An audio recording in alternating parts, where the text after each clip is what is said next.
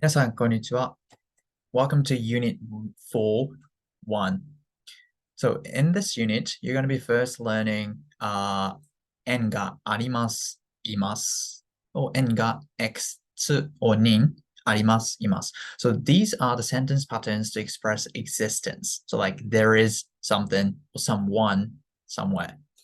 So it's to describe the existence of someone or something. Yeah. So first, Nがあります and います This is to describe there is or there are n. So we use different ending verbs like あります or います depending on whether the thing you're describing is a person or an object. So the examples. 公園に猫がいます. So 猫がいます. Neko is a cat. So cat is a living thing. Cat. So for living things, including people or animal, we use います. So 猫がいます. There is a cat. 公園に is actually marker for place. So in the park, there is a cat. 公園に. So we use the に particle to mark the location. 公園に猫がいます. When what you're describing is an object or non-living thing, we use あります. So カフェがあります. Cafe is, of course, a non-living thing. So it's カフェがあります. There is a cafe. で大学に, so at the university, that's the location. 大学にカフェがあります.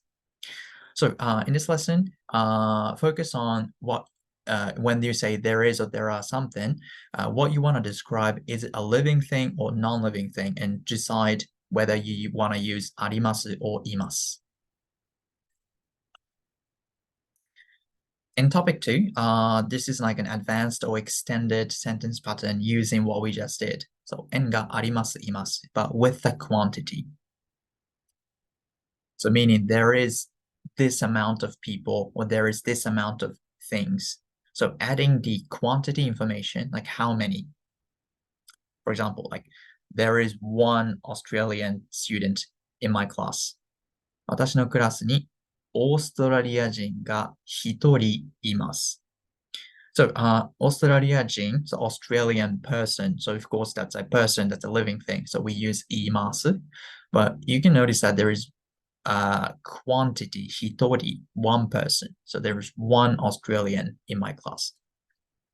一人 meaning one person. One plus 人, 一人.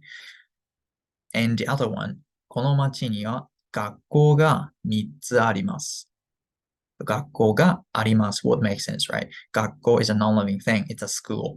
So we use あります. But in the middle, we have 3つ. So this is three things. 3つ.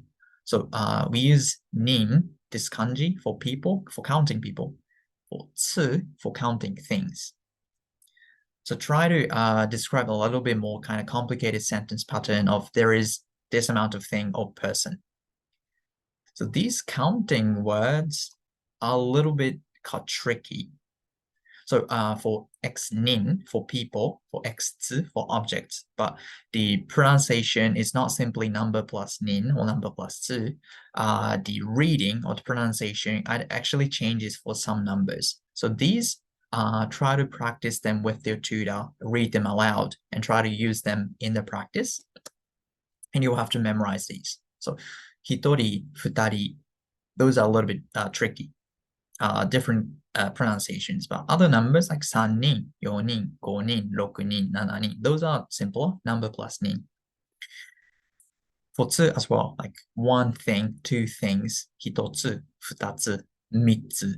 Those are a little irregular, but from four things, 四つ, 五つ, 六つ, 七つ. Those are also a little bit tricky too. So like つ can be a bit more trickier to memorize. But for these, like from at least 1 to 10, we're going to be using them in the lesson, in the practice.